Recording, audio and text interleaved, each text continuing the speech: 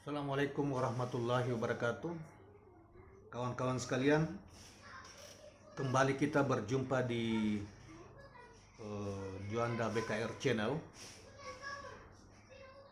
Kita berharap semua kita dalam keadaan sehat dan dapat menjalankan tugas sehari-hari dengan sebaik-baiknya. Saudara, kali ini kita akan mengemukakan atau membacakan sebuah esai dari Dr. Nurholis Majid yang tercantum di dalam buku Kaki Langit Peradaban Islam. Esai ini berkaitan dengan masalah kemuliaan atau kesalahpahaman terhadap bangsa Arab yang oleh hari-hari ini kita mungkin agak relevan karena di Indonesia banyak sekali mulai memainkan isu-isu sara yang berkaitan juga, bahkan ada kelompok-kelompok yang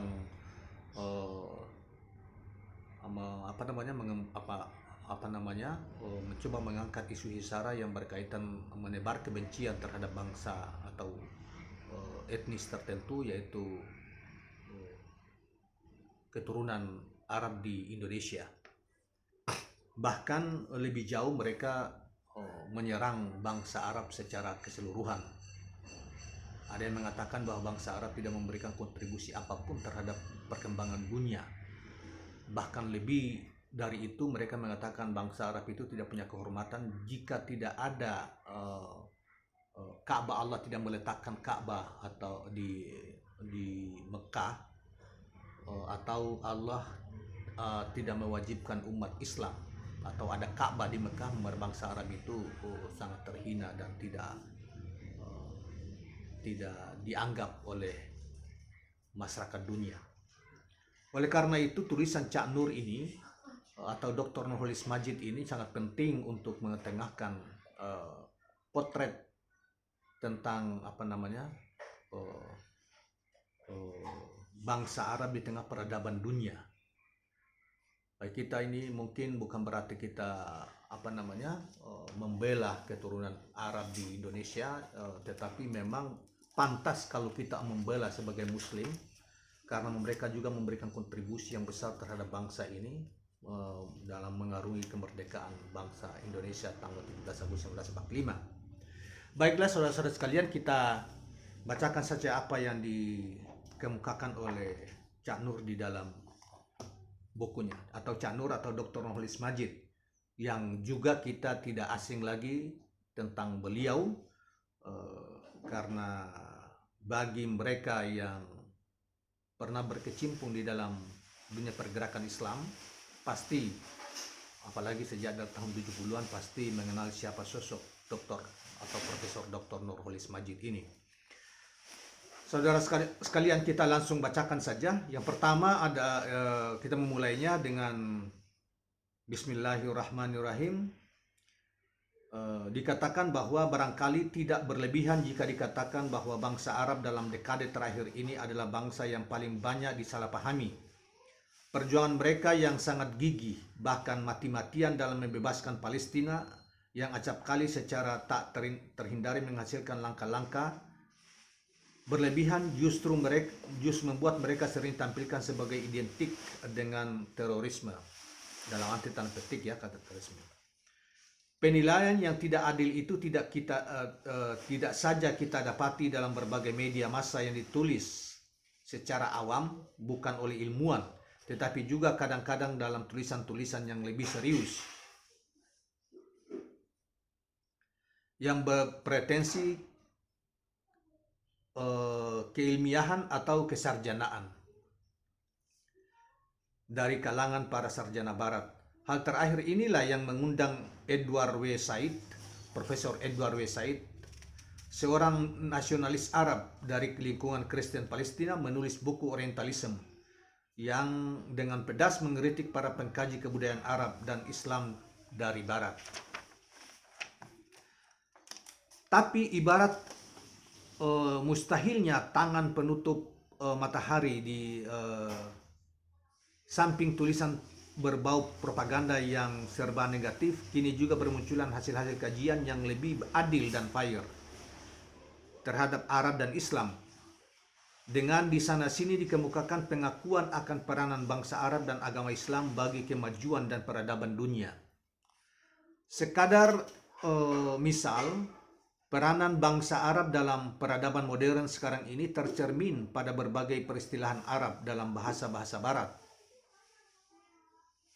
baik yang digunakan di dunia ilmu pengetahuan modern maupun di bidang peradaban dan pola kehidupan tinggi lainnya. Karena kenyataan dan bukti-bukti itu menyangkut ilmu pengetahuan dan teknologi serta produk-produk canggih yang berkaitan dengan pola kehidupan tingkat atas, maka tentunya memberi gambaran tersendiri tentang ukuran dan jangkauan pengaruh peradaban Arab dan Islam itu di dalam peradaban modern yang tumbuh kebetulan melalui Eropa sekarang ini. Pertanyaan pun timbul, dari mana asal mula peradaban itu? Jawab yang paling pasti sudah tentu ialah bahwa semua itu bermula dari tampilnya Nabi Muhammad SAW. Tapi ini pun masih mengundang pertanyaan, mengapa dan bagaimana Nabi Muhammad dan agama Islam itu tumbuh dan berkembang sedemikian suksesnya, jauh lebih sukses dibanding dengan nabi-nabi dan agama manapun pada masa-masa awal pertumbuhannya. Ini pun dapat dijawab dengan cukup pasti, yaitu karena bangsa Arab. Sekurang-kurangnya ada seorang nasionalis Arab modern yang menolak pandangan umum bahwa bangsa Arab sebelum Islam adalah seburuk dan sejahat pengertian yang ada sekarang dalam ungkapan jahiliyah tanda petik, yaitu Abdurrahman Al-Bazar. Dalam tulisannya berjudul Islam and Arab Nationalism, Al-Bazar menuding para penulis sejarah Islam sebagai yang bertanggung jawab dalam memberikan gambaran yang salah tentang Arab pada saat Nabi Muhammad SAW tampil. Ia mengatakan, mereka mengira bahwa semakin banyak mereka menggambarkan keadaan yang serba buruk tentang orang-orang Arab sebelum Islam, maka semakin tinggilah mereka mengagungkan Nabi Muhammad SAW. Karena itu tidak ada bentuk kezaliman, kesewenangan, kekacauan, tirani, dan kebengisan yang tidak dinisbatkan kepada orang-orang Arab. Dan yang paling buruk dari itu semua adalah bahwa mereka menggambarkan keadaan semua orang-orang Arab sepanjang masa adalah sama seperti keadaan mereka pada saat datang seruan Nabi SAW. Seolah-olah bangsa Arab itu sebelumnya tidak pernah mempunyai negara atau peradaban. Memang terasa bahwa pandangan Al-Bazar itu sangat pekat sekali diwarnai oleh semangat nasionalisme yang tinggi. Selain menimpakan tanggung jawab kesalahan itu kepada para penulis sejarah, Al-Bazar juga menuduh bahwa gambaran yang buruk tentang orang-orang Arab itu datang dari celah-celah timbulnya semangat golongan atau asyabiyah, yaitu gerakan dari orang-orang Muslim bukan Arab, khususnya Persia, untuk menanggalkan kecenderungan Arabisasi. Seorang agamawan penyunting dan pemberi sejarah banyak buku-buku Islam klasik, Muhib ad-Din al-Khatib, juga mengemukakan pandangan yang hampir serupa. Seperti halnya Al-Bazar, Al-Khatib juga mengutip sebuah hadis Al-Bukhari yang menceritakan tentang Nabi SAW, yang artinya, kamu mendapati manusia itu seperti barang mineral. Mereka yang terbaik masa jahiliyah adalah juga yang terbaik pada masa Islam. Kalau mereka mengerti yang dapat, saya ulangi, kamu mendapati manusia itu seperti barang mineral. Mereka yang terbaik pada masa jahiliyah adalah juga yang terbaik pada masa Islam, kalau mereka mengerti. Demikian hadis yang diriwayatkan oleh Al-Bukhari.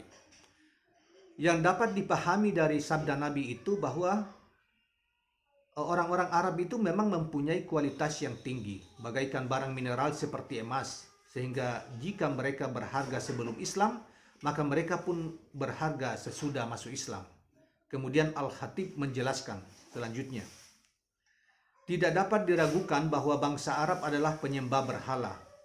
Tetapi mana dari kalangan bangsa-bangsa yang pada waktu Islam muncul yang bukan penyembah berhala dalam berbagai pengertiannya? Bahkan sesungguhnya orang-orang Arab adalah yang paling akhir menjadi penyembah berhala. Sebelum itu orang-orang Arab adalah penganut faham Hanafiyah atau faham yang ketuhanannya monoteisme yang dibawa oleh Nabi Ibrahim. Ajaran Ibrahim dan Ismail. Sedangkan praktek menyembah berhala yang terjadi kemudian pada mereka itu menghasilkan kuil, pendeta ataupun benda-benda ornamental keagamaan. Sehingga dari kalangan semua bangsa di muka bumi, orang-orang Arab itulah yang paling dekat dengan agama fitrah. Karena itulah mereka berhak atas pujian Tuhan kepada mereka dalam surah Al-Baqarah ayat 143. Katakanlah kami jadikan kamu sekalian ini adalah golongan penengah, agar supaya kamu menjadi saksi atas sekalian umat manusia, sebagaimana Rasul menjadi saksi atas kamu.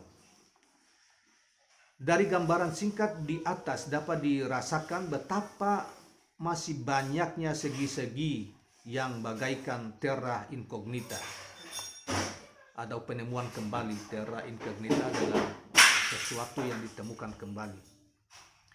Berkenaan dengan bangsa Arab, baik mengenai asal-usul maupun peranannya dalam sejarah, temuan-temuan baru masih terus mengalir dan tidak mustahil pada saatnya kelak kita akan mendapatkan pengertian yang utuh dan menyeluruh mengenai bangsa Arab, dan dengan begitu juga berarti mengenai agama Islam.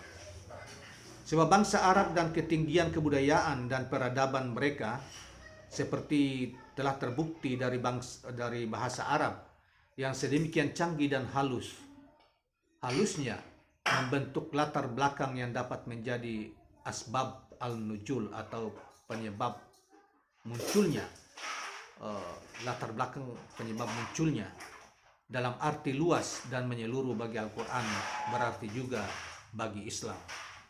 Saudara-saudara sekalian, demikianlah penjelasan Profesor Dr. Nurholis Majid di dalam salah satu esai di dalam buku yang terkenal, yaitu Kaki Langit Peradaban Islam, tentang bangsa Arab, kontribusi bangsa Arab terhadap kehidupan peradaban manusia. Saudara sekalian, demikianlah esai ini dan ulasan dari Cak Nur ini atau Dr. Nurholis Majid tadi, dan sekarang kita akhiri. Dan sebelumnya saya ingatkan supaya jangan lupa subscribe dan share channel ini. Terima kasih. Assalamualaikum warahmatullahi wabarakatuh.